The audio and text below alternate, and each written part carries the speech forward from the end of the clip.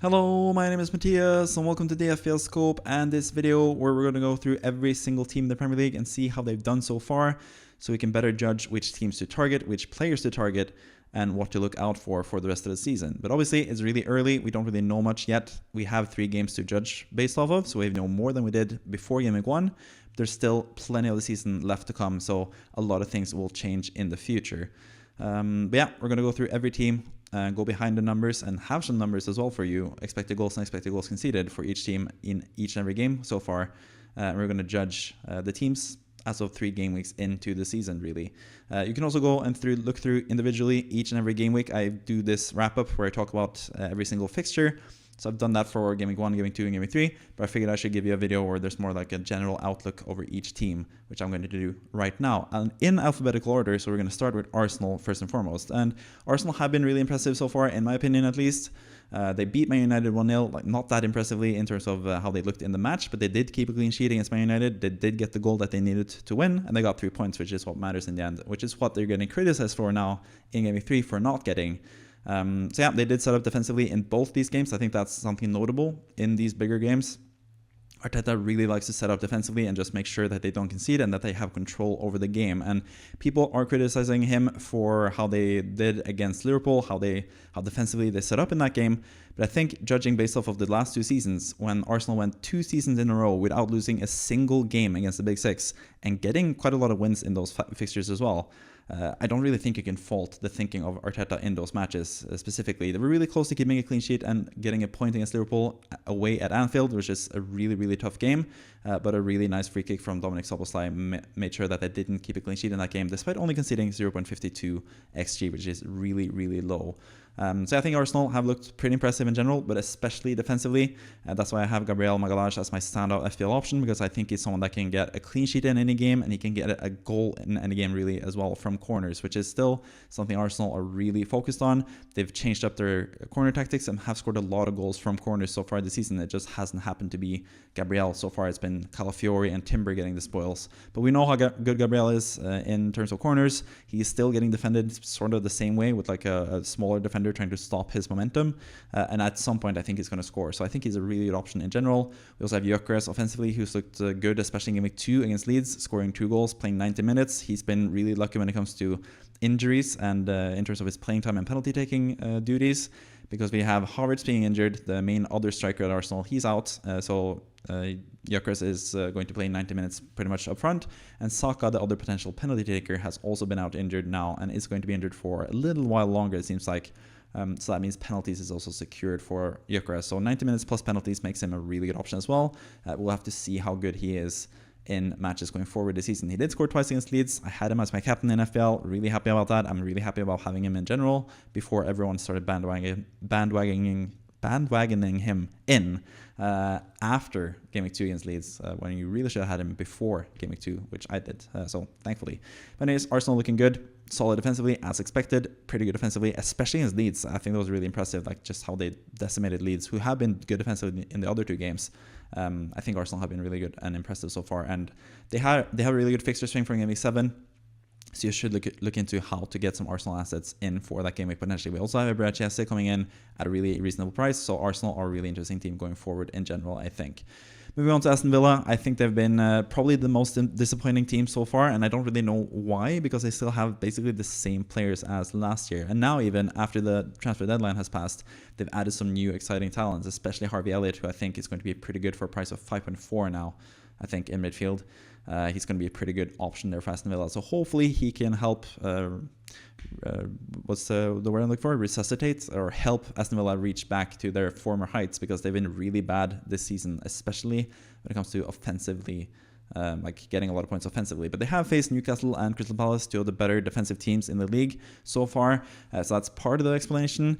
And then against Brentford in Game Week 2, I think it was just really difficult circumstances with Brentford having a really bad Game Week 1, trying to prove themselves in Game Week 2 at home, their first home game of the season, with new players coming in, Dango, Damsgaard, all those guys, giving them a new outlook on life, really, Brentford there, and making that a really tough fixture for Aston Villa. So I think in terms of Aston Villa, especially offensive assets, I think you should be a bit more patient with them.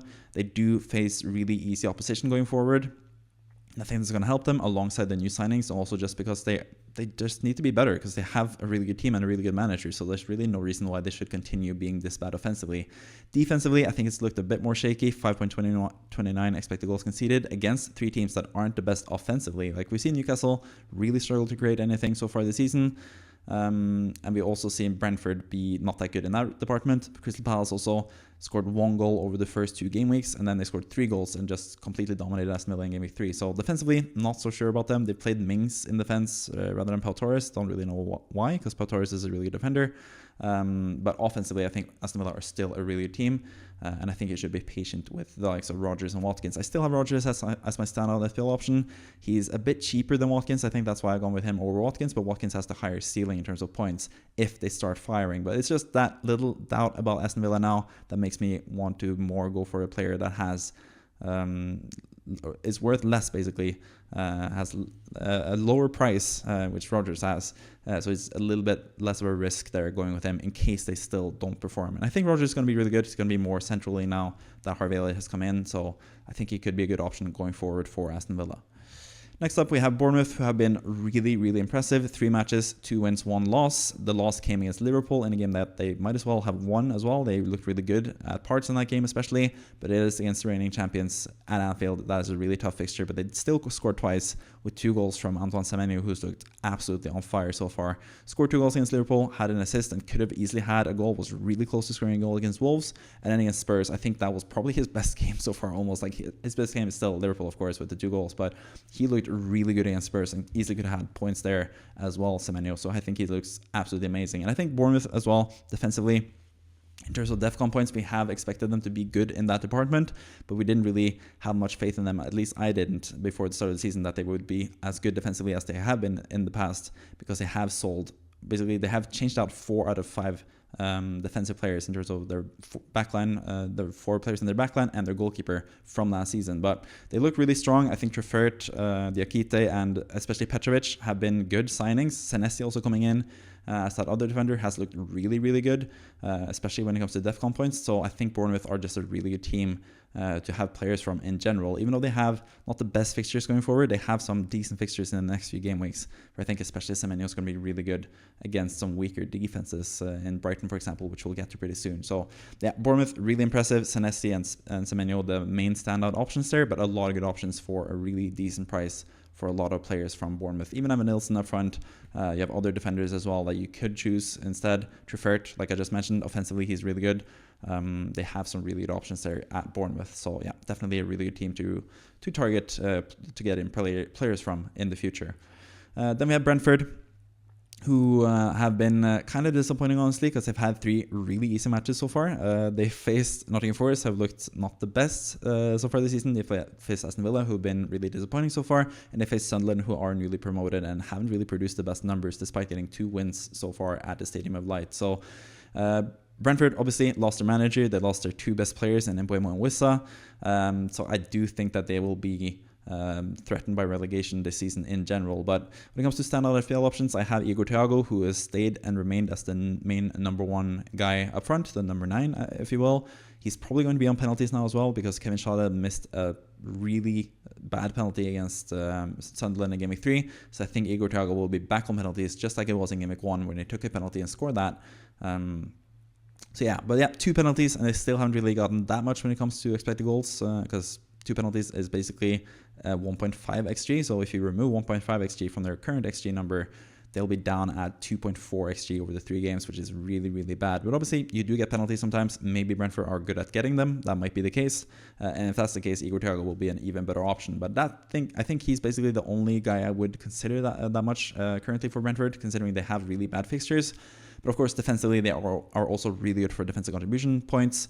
We've seen that both with Vandenberg and Collins. Collins have been really good historically at that as well, so he's going to keep doing that. And Vandenberg has been good at that as well. But I think Brentford are just going to struggle as a team in general this season. So I think that's why I would be a bit more hesitant to bringing in their players, especially this early in the season with tough matches to come now for them. But eventually, if they prove to be good this season, if they turn it around and Damsgaard and Dango and those guys can turn it on and be really good players, and they are a good team, then I think they have some nice assets. But for now, just wait and see. And currently just try to target them as a team because I think they've been pretty weak so far in general in terms of their performances.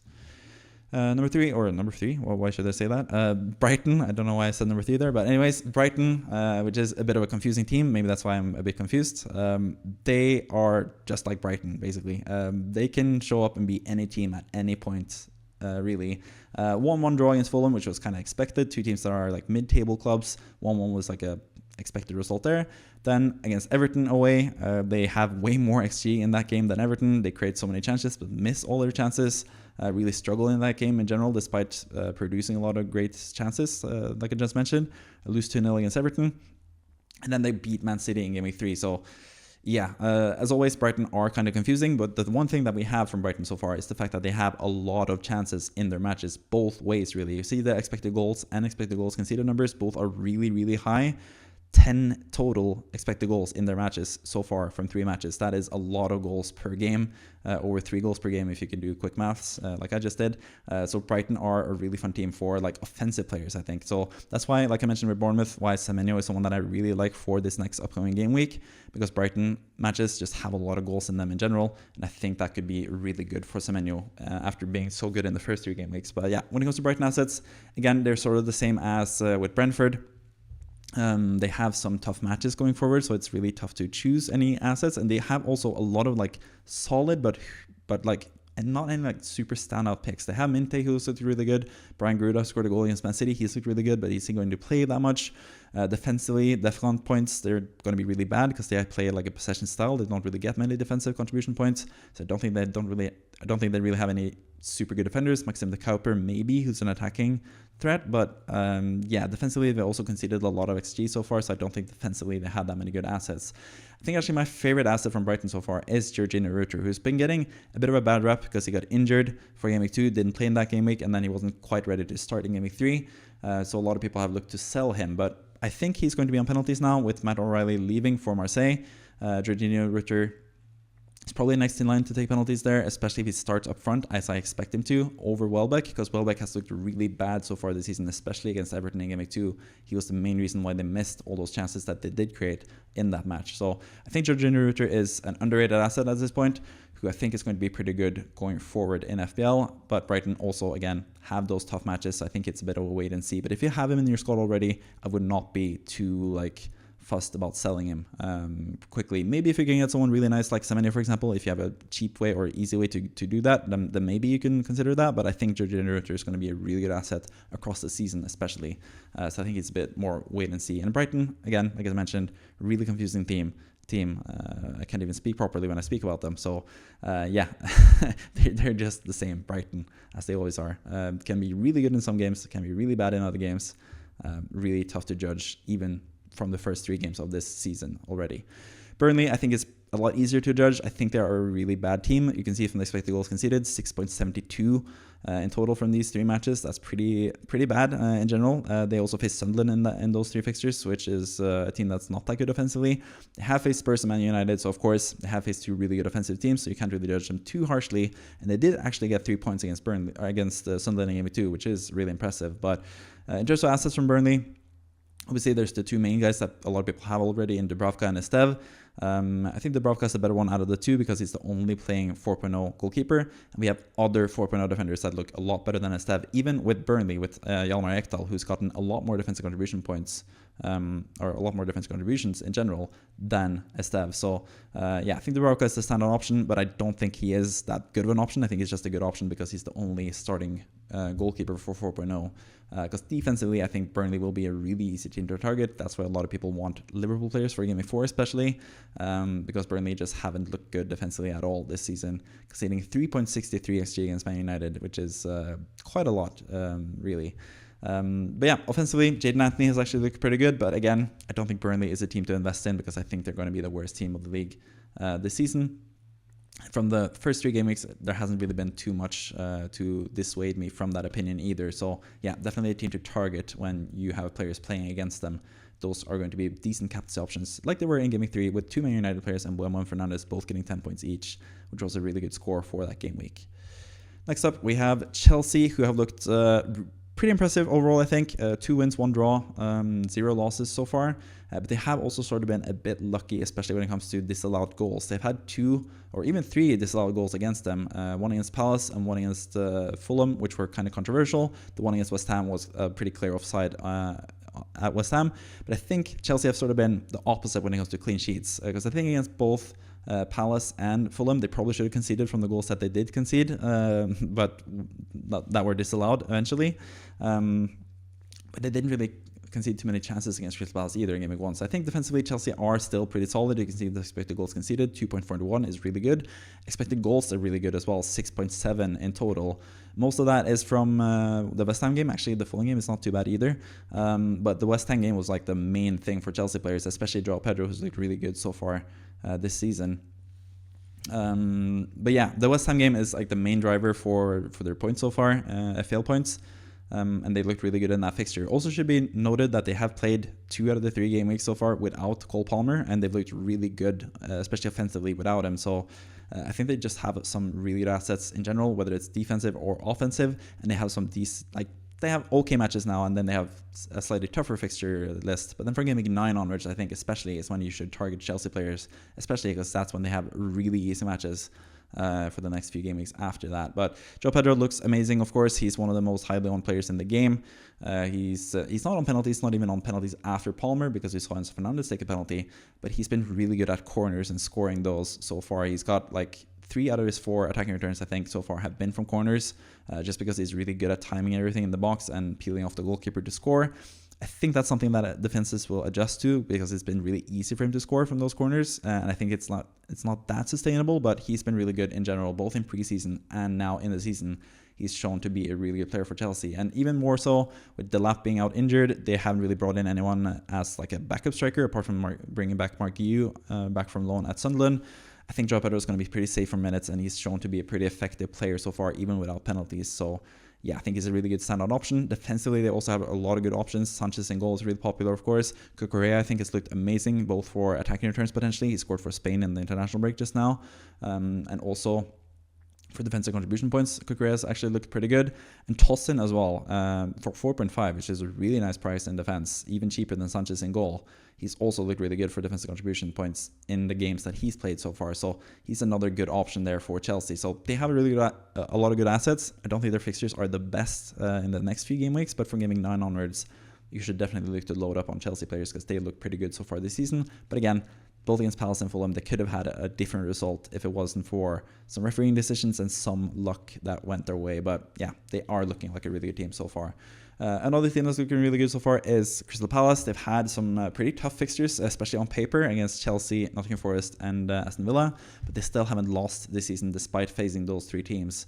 They scored only 1 goal in the first 2 game weeks, and then once they sold SA, they scored 3 goals, which is kind of confusing. But at the same time, I guess that just tells you something about how bad Aston Villa have been so far this season, especially defensively. But again, Palace have a lot of good options in terms of DEFCON points. They're getting a lot of points from that. You see Lacroix in defense. Richards have been good in that instance. Munoz has even been decent at that, and he's really offensive and a really good asset, both defensively and offensively. And in attack, Ismail Sarr has been really good so far, but he's obviously injured now for the 2 prime fixtures that they have in Game 4 and 5, so he's really unlucky. Anyone that has him are really unlucky, because I think he could have had even more points against Aston Villa, and then now they have really easy fixtures, so really unlucky if you have Sarr, especially if you benched him in Game 3, like some people did, I know. But yeah, defensively, Lacroix, I think, is the standout option for 5.0. He just looks like the best of all worlds, really, in terms of the clean sheets potential, attacking return potential, and in terms of DEFCON points. He's looking really, really good in FPL. But you also have Richards for 4.5 if you want someone cheaper. You have Munoz with more attacking threat for 5.5 if you want someone more expensive. I think there's a lot of good defensive assets from Crystal Palace. But they do get tougher fixtures after Game Week 5 now. They have 2 really nice fixtures now. Really, really nice fixtures in Game Week 4 and 5. But from Game Week 6 onwards, it's looking pretty bleak for Palace, especially in terms of defensive points. So I think they're more like a short-term option team, especially if you're wildcarding Game Week 6. The team to target for the next 2 game weeks is definitely Crystal Palace. And I think someone like Justin Devaney, who's going to play now with both Sarr potentially, and also maybe the new signing Jeremy Pino being out. They're both doubtful for Game Week 4 especially. I think someone like Devaney, who's 4.5, could be a really nice differential option for those 2 game weeks. He's someone that I'm considering if I want to bring in Hold on this game week. I would probably have to get in another 4.5 midfielder. And even though there's a standout option at Fulham with Josh King, who I already have, I think Devaney is someone that's going to be really good for the next 2 game weeks for that cheap price. So he's also someone like a cheeky guy you can have for the next 2 game weeks if you want someone really cheap, if you want to restructure your squad a little bit there. In general, when it comes to Palace, I think they've been really impressive. They've lost Eze now, of course, but they did keep Gehi in defense, so I think they're going to be pretty good for this season. Next up, we have Everton, who have been a bit surprising when it comes to attacking returns. They've been really good offensively. After Jack Grealish came in for Game Week 2, they've looked amazing offensively. Game Week 1, they looked really bad offensively, creating only 0.8 XG against Leeds, who have been pretty bad this season. Or they have been pretty defensively solid, but yeah, didn't look the best against Leeds, losing 1-0 in that game. But then after that, they've created a lot of chances and gotten 2 wins against Brighton and Wolves in Game Week 2 and Game Week 3. So Grealish has given them so much life in terms of offensive capabilities, and NDI has certainly delivered to a lot of the preseason expectations. I wasn't as high on him before the start of the season, but he's actually looked really good, especially in this new look Everton attack. They've been really surprising offensively for me. Did not expect them to be this good offensively. Defensively, they've looked really shaky, really bad in general, but I think, again, that's just down to the fact that they don't have Brentford, who is one of the best defenders in the league. We saw this last season as well. Everton started the season really shaky defensively with Brentford out and Keane in, and once they got Brentford to join Tarkovsky in that defense, they looked so much more solid defensively. They've also been without Mykolenko. They've played with makeshift left backs. Garner has played left back, I think, for them. So I think once Mykolenko is back, and also Brentford is back, they're going to be so much better defensively, and I think they're still going to be good offensively. So I think Everton are going to be a really good team this season. I had that in my preseason table prediction as well. I had them up as high as 7th place, and honestly, I feel pretty good about that now because they've looked so good defensively, and I think they're going to be a lot better defensively once they get their players back, their best players in defense back into their team.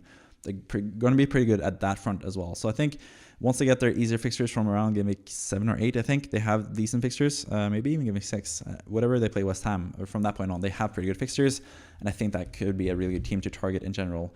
You could even get Grealish in now if you're looking for a replacement for Sarr, for example. I think Grealish or NDIA are both really good picks. For me, if I were to choose someone from this gaming onwards, just because it is against Aston Villa, I think Grealish is the better asset. But I think NDIA is actually the better asset in general, especially after facing Aston Villa. I just think there's just something about those narrative games where I do think they have a decent chance of getting more points potentially.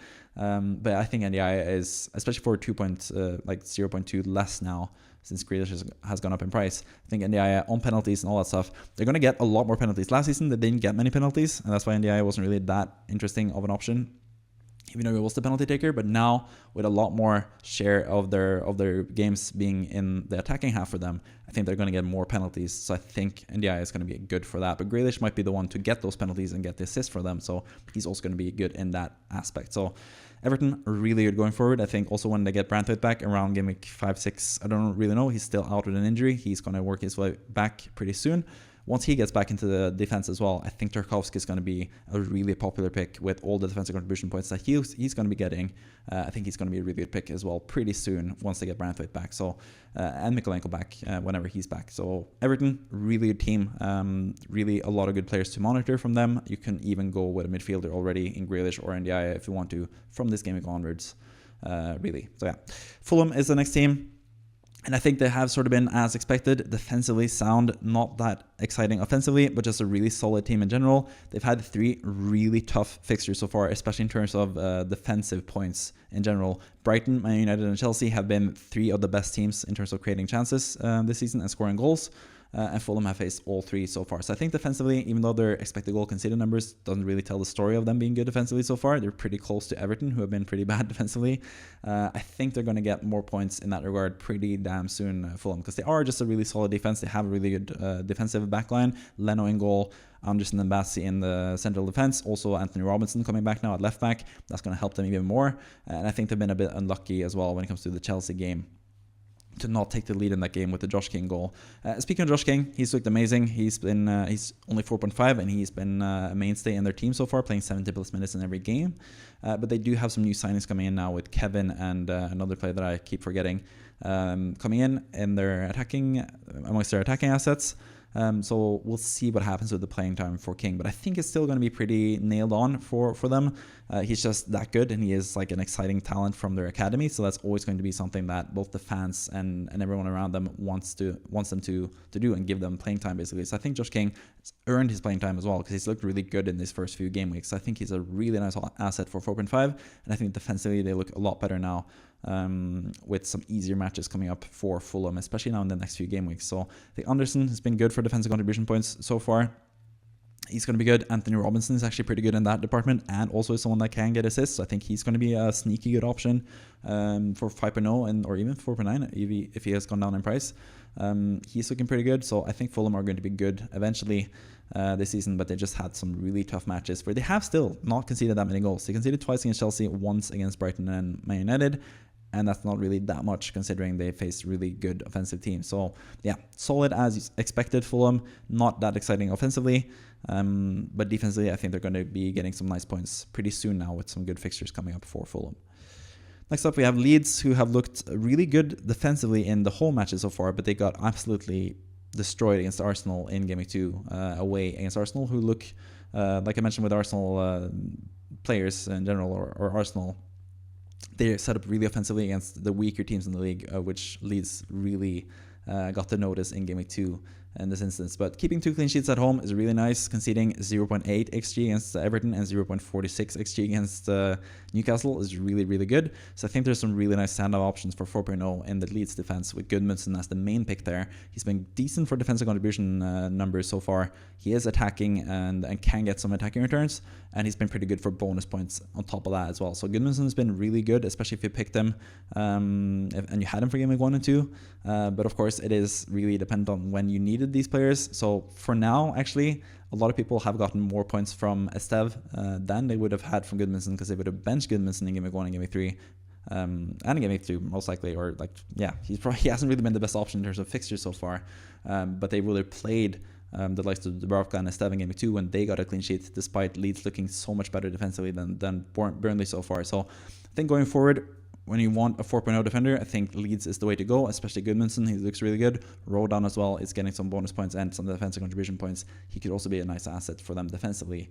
Offensively, I think it's just been a huge struggle, 2.99 XG, despite getting a penalty against Everton in the first game, which is 0.75 XG. So they have actually been like probably the worst team for creating chances so far this season, and I think that's going to continue, because I don't really think they have that many good attacking assets, and I don't think they did a good enough job in the transfer window to address that. So yeah, I think Leeds, it's usually like should be a pretty low scoring game normally, but we saw against Arsenal that you can actually batter them if you are a really good team. So I think that is a nice team to target, especially with defensive players playing against Leeds. So Fulham playing against Leeds this game week, I think Anderson and Leno, for example, are really good picks. Anthony Robinson could also be a good pick in that fixture. But Leeds have been pretty solid, as we've seen defensively at least, with 2 clean sheets in Game Week 1 and Game Week 2 and Game Week 3.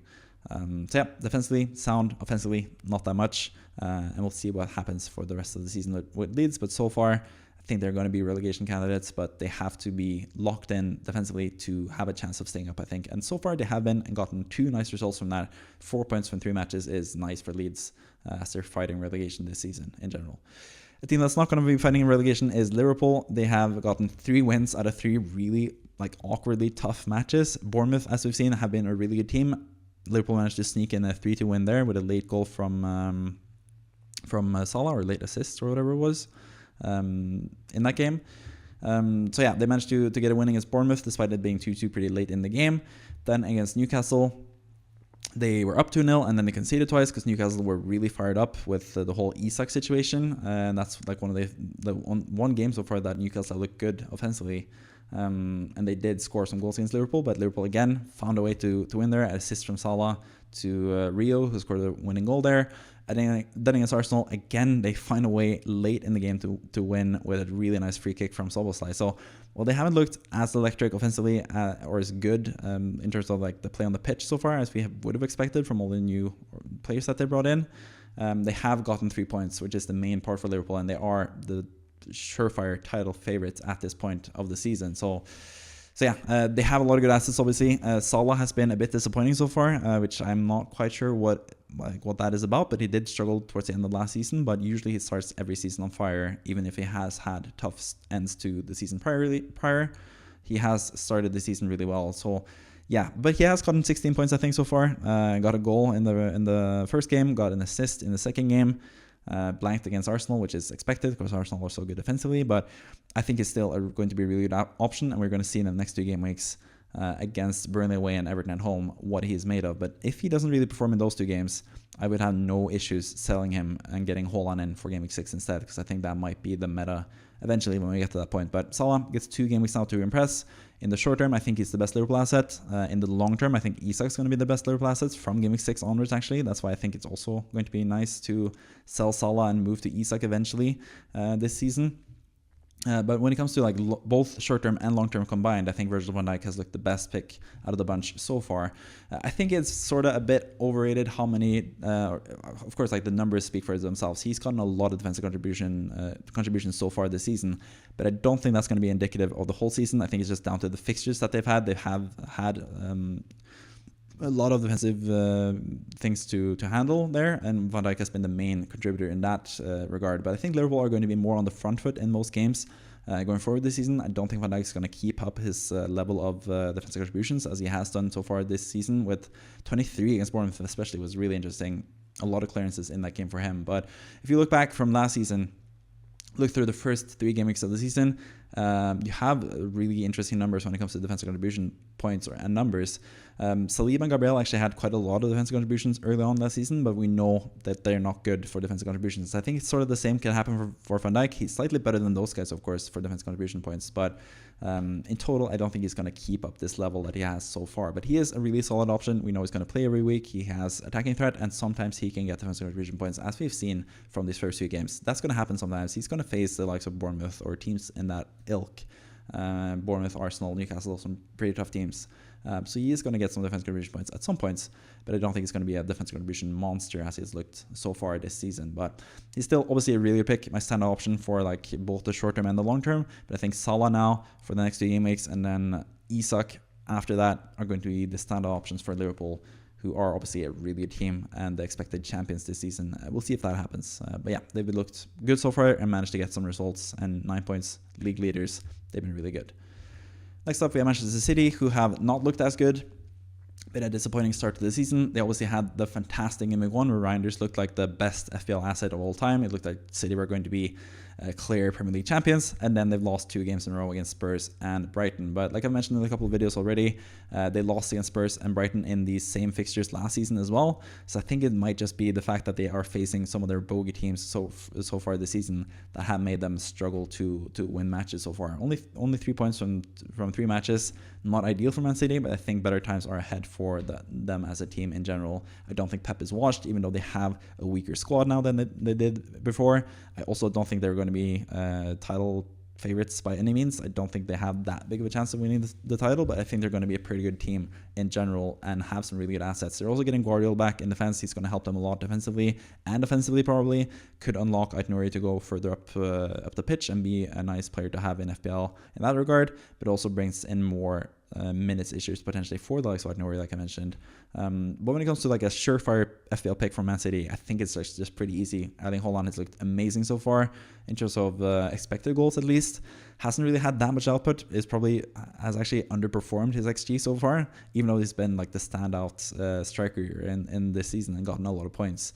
But I think he's going to just explode pretty soon. Game week 6 against Burnley at home, that is going to be a prime fixture for triple captaincy. That's why I'm not really the biggest fan. Like one of the many reasons I'm not the biggest fan of free hitting in game week 6, because I think you want to have Haaland permanently from that game week and potentially triple captain him in what I think is the easiest fixture of the season. So yeah, Haaland's going to be amazing. I think Reinders, for what it's worth, it's going to have some amazing games as well going forward. It just depends if Marmoush is starting or not. He started in game week 2 and game week 3, Marmoush, and that has hampered Reinders offensive potential really in those games. But I think he's still a decent option for 5.7, which he is now. But he's obviously not the godlike player he looked like in Game Week 1, but he is, of course, capable of doing that in those easier matches when Man City don't face those teams that they've struggled against in the past. So I think Man City will do better. I think Haaland's going to do a lot better as well, even though he's done really good so far. And he's going to be a really nice player to have in FPL in general pretty soon. Man United, they've created a lot of chances, 6.78 XG, which is, I think is maybe the best. I think they're slightly above Chelsea. I think they're actually the best in that department. But they haven't really gotten that many goals so far. 0 goals against Arsenal, 1 goal against Fulham from a penalty, and then 3 goals against Burnley, but one of them, the winning goal, was a penalty as well. So they didn't score a penalty against Fulham, actually. They missed a penalty against Fulham, but one from a set piece, I should say, from that game. But they have created a lot of chances, especially against Burnley, 3.63 XG in that game.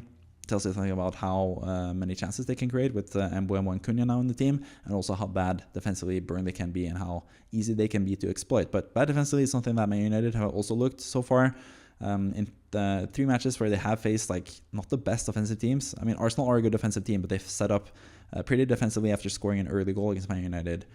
So that was pretty easy defensively for them, but they still conceded a lot of or a decent amount of XG. Fulham, because they did 1.76 expected goals against Fulham, who have not been the best or aren't really the best offensively. And then against Burnley, they also conceded 1.20. So defensively, I don't think Man United have been the best. They have some issues with their whole structure and their midfield, especially. I think it's a really awkward setup that they have. So not the best for Amorim, I guess. But offensively, they've looked really good in general this season. Bruno Fernandes is like one of the main talking points for Man United, and I think he's been, of course, he's gotten 2 penalties. He missed 1 and scored 1. Man United are going to get more penalties this season because they are going to be more offensively minded and have more of the ball in attack, as we've seen so far this season. So I think Fernandes is still a decent option for that reason. He's going to get a lot of defensive contribution points, and he's going to get some penalties as well, based off of how good Man United are offensively, or how much they can produce offensively at least so far, and also the position that he plays. But he is still playing as like sort of defensive midfielder. I think he's going to get less assists and goals than he has in the past, so I don't think he's like a super option, but I think he's like a decent option. He's always going to be a decent option in FPL, Fernandes, and at certain points of the season, he's always going to be someone to target, like I did successfully last season when I got, I think, 2 game weeks. I had 17 points from him as my captain. But yeah, I think Mbeumo, just for 1 million cheaper, he looks more attacking, or a lot more attacking in the team, of course, and looks really solid so far. Also taking set pieces really well from one of the sides for Man United, and they have done a lot better from set pieces this season, Man United. So Mbeumo is someone that I really like for 8.0. But again, the earlier fixtures now, Game Week 4, Game Week 5, Game Week 6, or Game Week 4 and Game Week 5, I think, are really tough against City and Chelsea. But after that, maybe Mbeumo or someone like Fernandes could be a decent option going forward. But yeah, Man United, strong offensively in terms of numbers at least. I think they're going to be good. Their attacking assets are going to be good. Defensively, a bit more shaky so far. We'll see what happens with them in the future of the season as well. Next up, we have Newcastle, who have been kind of the opposite of Man United, been really defensively solid and really offensively done nothing much at all. So the game against Leeds, I think that's what we can expect going forward, especially with Gordon out. But now they also have some new signings in Jan Wissa and Voltemade especially. Wissa actually scored in the international break now, so he seems more ready and fit to play than some other players that have been left out of squad so far this season, because Wissa has actually trained with Brentford. He's been in training, he just hasn't had any matches so far. So I think Wissa is someone that could be good potentially pretty soon. With the good matches that Newcastle have now as well, he could be someone that you can punt on, but at the same time, he hasn't had much match fitness, so I don't think he's going to play that much more than 70 plus minutes potentially. He might not even start in Game Week 4 either, but I think he could be a good option. Defensively, they have really expensive defenders. That's why I haven't really listed anyone as my standout FPL option, but they have shown to be a really good defensive side. So especially if you're on a free hit, I think having someone like Fabian Schär, who should potentially or could be on penalties. I think Wissa's going to be on penalties if he plays, but Fabian Schär could be on penalties, especially late in that game. But as we saw against Leeds, they didn't really get many chances to get penalties because they just set up really defensively and kept a clean sheet. But that's not really what you want against Leeds, I think, in general. So yeah, some kind of disappointing results against Aston Villa and Leeds, honestly, judging by how bad Leeds should be this season and how bad Aston Villa have looked so far this season. But yeah, it's going to be interesting to see once they get Gordon back from suspension in Game Week 5, which I think it is, and also once they get Wissa ready to play and Multimatter ready to play, they could be a lot better offensively. But defensively, really solid, really sound. We know that they have had a lot of the same defenders. Dan Burn, Botman, even if he plays, Livramento is really good. Fabian Schär, of course, is really good defensively. They are really defensively solid, but offensively, they have a lot more to gain, I think, which could happen with the new signings. But obviously, with Isak leaving, it's going to be a bit more of a struggle for Newcastle. But yeah. Defensively, really good. Offensively, not so much, but I think that could change in the future with the signings that they've made. Nottingham Forest have been really disappointing in general, especially for those of you guys who invested in their assets. I almost said Joachim Andersen, but Elliot Anderson has gotten 11 defensive contributions in each of the games so far. So 0 defensive contribution points, but he's been 1 away in each game from getting 2 of them and getting 6 in total. So yeah, really unlucky for him. When it comes to the defensive assets, they just haven't really gotten much defensive contribution numbers in general, which is kind of surprising after what we've seen so far. They also have gotten through 3 games without getting a single clean sheet. So a lot of people are down on Nottingham Forest assets, but I do think you can still be patient with them for game weeks 5 and 6, especially when they have really easy fixtures. They can easily get defensive contribution points, potentially, and especially clean sheets in those games. Because I think so far, like, they could have easily had 3 clean sheets, even though they have gotten 0 so far. They were close in all games, honestly. Like, against Brentford, they really shouldn't have conceded. They conceded a silly penalty there, which is like half of the XG is from that penalty. So they did actually do a good job defensively against Brentford and beat them 3-0 before that as well, and 3-1 in general. So that looked like a good game. Away to Palace, which is a really tough game. We've seen how good Palace are so far this season and how they destroyed Aston Villa. They only conceded 1.1 XG in that game. So again, could have had a clean sheet if they were a bit more lucky in that game. And then against West Ham, they kept pretty tight defensively for most of the game, but then like 75 minutes onwards, especially when Somerville came on and Wilson came on for West Ham, they just crumbled for one reason or another. So yeah, we'll see how good they are defensively. That game against West Ham is just really confusing all over, really, because we expected Nottingham Forest to win that game quite easily. But West Ham turned it on and were just like, yeah, again, looked a lot better than the first 2 game weeks, changing their system and probably surprising Nottingham Forest a bit in that game. So it was a bit of a struggle for Nottingham Forest. So when it comes to their assets, I don't really think there's any like super standout assets. You could say Anderson, who was close to getting defensive contribution points in every game and is on set pieces, has gotten an assist so far this season. But I just don't know, with all the new signings coming in for Nottingham Forest, how that will affect their team really. So you also see an Igor Jesus coming in as a striker there, taking a lot of minutes from Chris Wood. So Chris Wood is now playing like 70 minutes rather than 90 minutes. And that's really bad, especially for penalty takers, to lose those minutes. Because that's, as you've seen with especially Bruno Fernandes, that's when you can get penalties and score them and get a lot of points that way. So yeah, that's not good for Chris Wood. Also, I think Anderson could be hampered by the inclusion of Douglas Luiz. It remains to be seen if he's going to be included in the squad and be like a main member of their starting 11. But he has been really good in the past in the Premier League. So despite having a tough season at Juventus, I think Douglas Luiz could come in and take some set pieces away from Anderson and potentially take some defensive contributions away from Anderson as well. So not completely confident in him either. Defensively, Murillo and Milenkovic has been really disappointing in terms of both clean sheets and defensive contribution numbers, especially defensive contribution numbers for Murillo has been disappointing so far.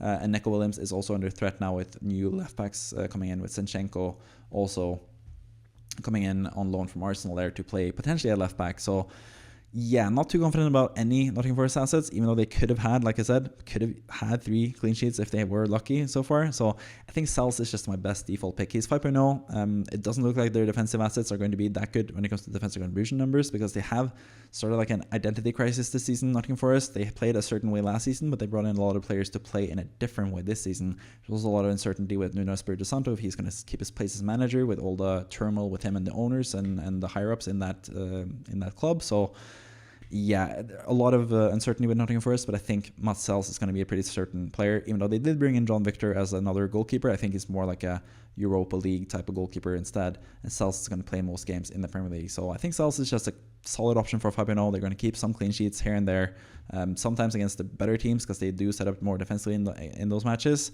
So I think Sels is just a nice set and forget goalkeeper to have, and I think he's the best option currently for Nottingham Forest, with some other assets from that team really being disappointing in the first few game weeks of this season. Next up, we have Sunderland, who have gotten 2 wins out of 3 games, but I think they've just had 3 really easy matches. Playing as West Ham, especially in the first 2 game weeks, West Ham were dreadful. Burnley, who I think is the worst team in the league, and Brentford, who I think are clear relegation candidates. So I think Sunderland are also clear relegation candidates. They have gotten 6 points so far, but they haven't really been that impressive. Scoring 3 goals from 0.75 XG against West Ham, that's not really something that is repeatable, really.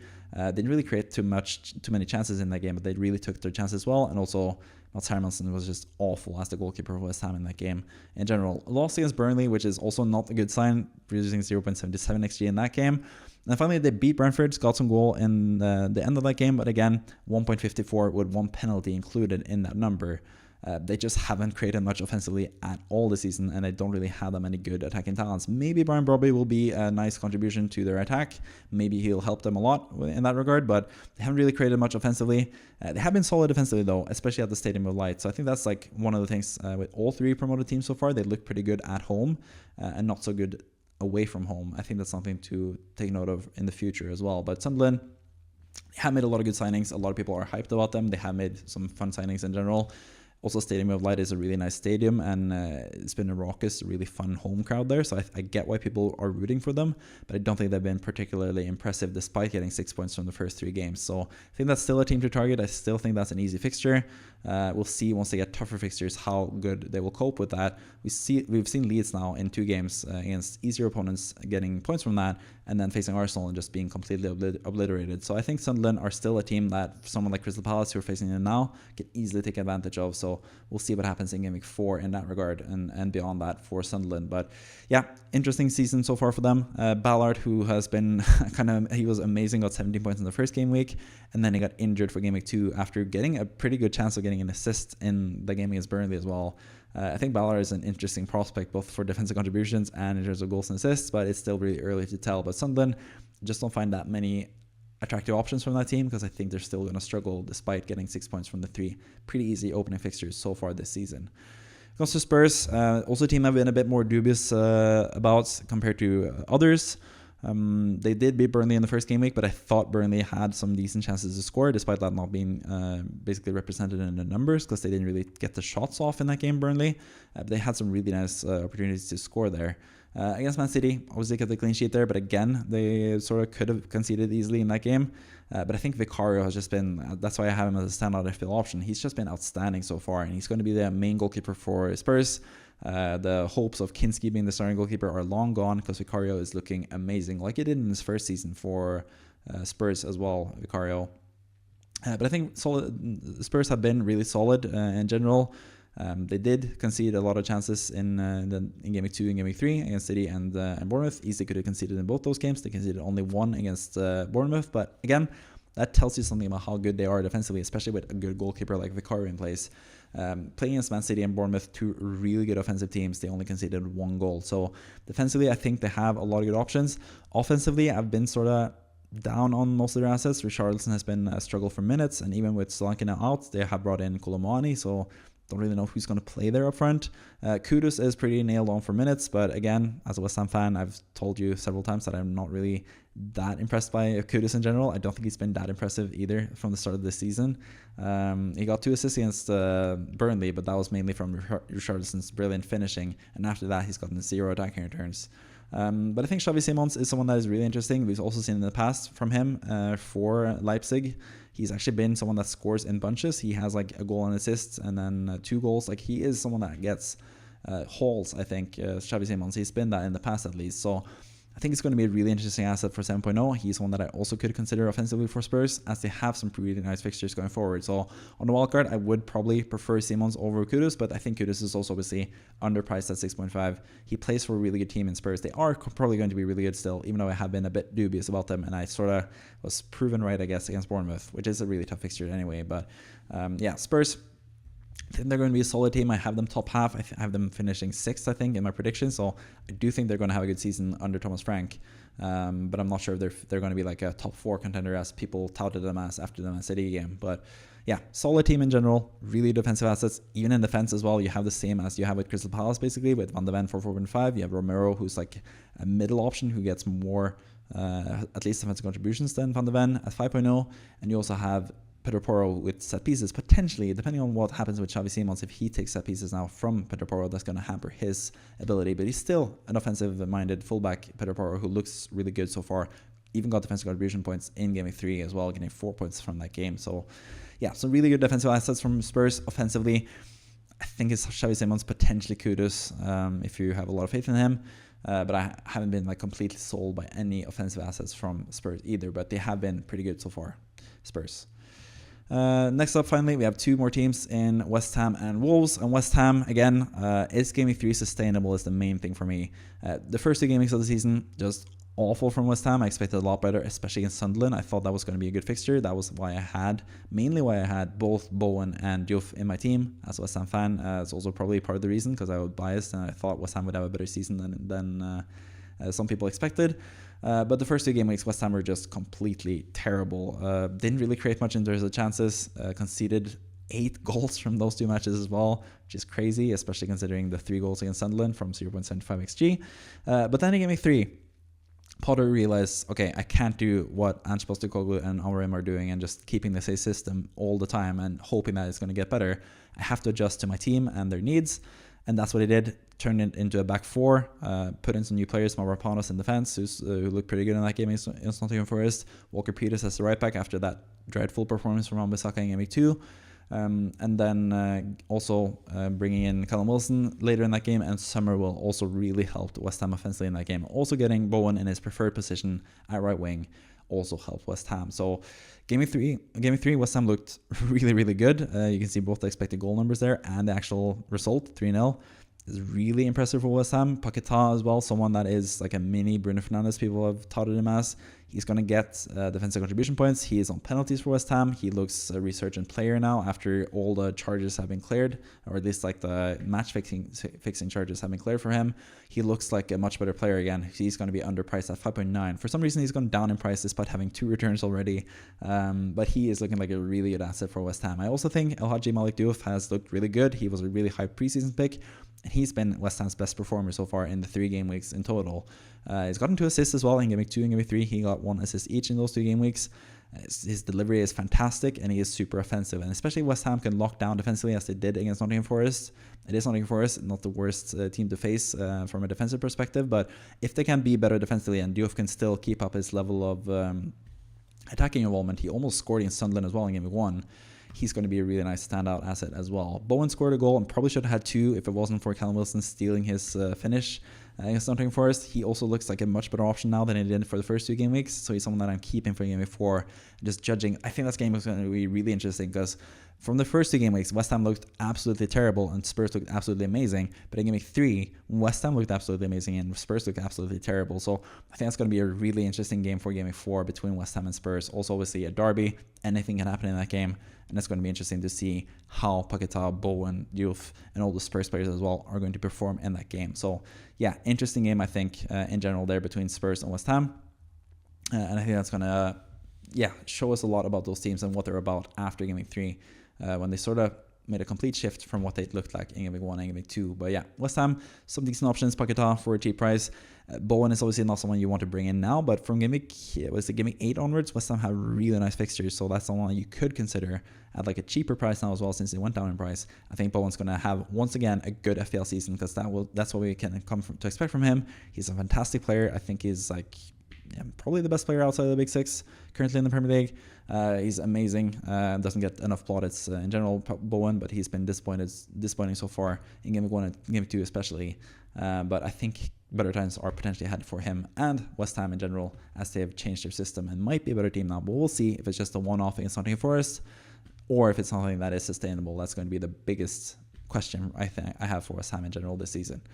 Finally, we have Wolverhampton, who have looked really poor so far, obviously, with 3 losses, not much expected goals at all. I think they're the worst of expected goals, and they're one of the worst of expected goals conceded so far as well. But I think you sort of have to look a bit behind the results here.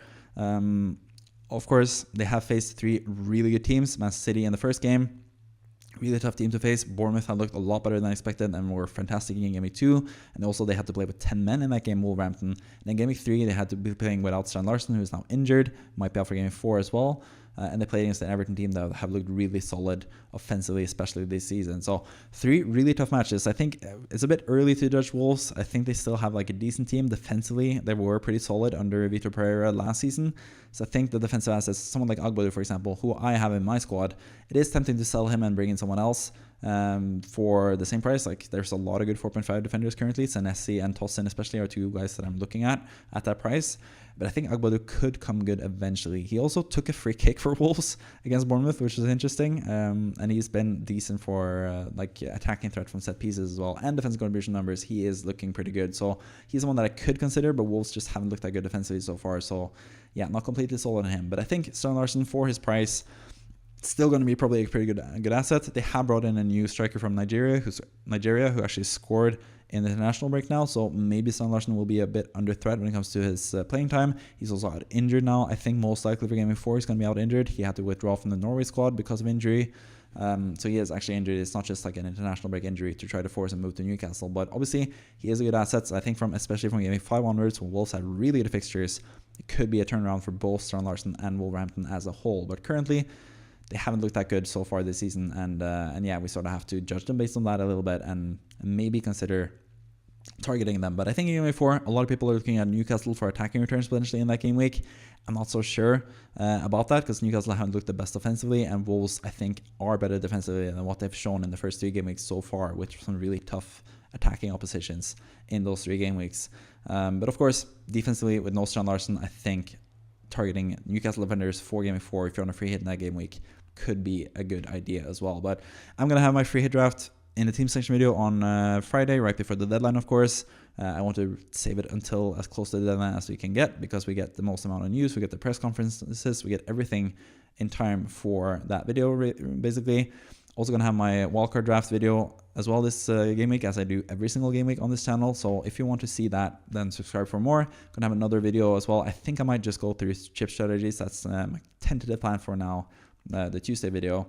And we'll have, of course, the FPL Scope podcast with Kevin as well coming up this week on top of that. So a lot of videos to look forward to this season and this upcoming game week. Really excited to get FPL back after international break, because it is, again, as always in the first international break, you realize how much you miss having Premier League back when it happens. So yeah, I think it's going to be an enjoyable season. It's going to be an interesting season in general. And I'm looking forward to see what's to come for all the teams in the Premier League and all the players that we are targeting currently in Premier League as well. So hopefully you enjoyed this video. Hopefully it was a bit informative. Gone through every single team. That is quite a bit of a thing to go through and talk about. Talked for about an hour now, so I'm going to leave you at that. Subscribe, like the channel, subscribe to the channel, whatever. Like the video, subscribe to the channel. That's what I'm trying to say. And enjoy once Premier League is back, especially. Anyways, I'm blabbering on now and making no sense. So see you next time. Bye-bye.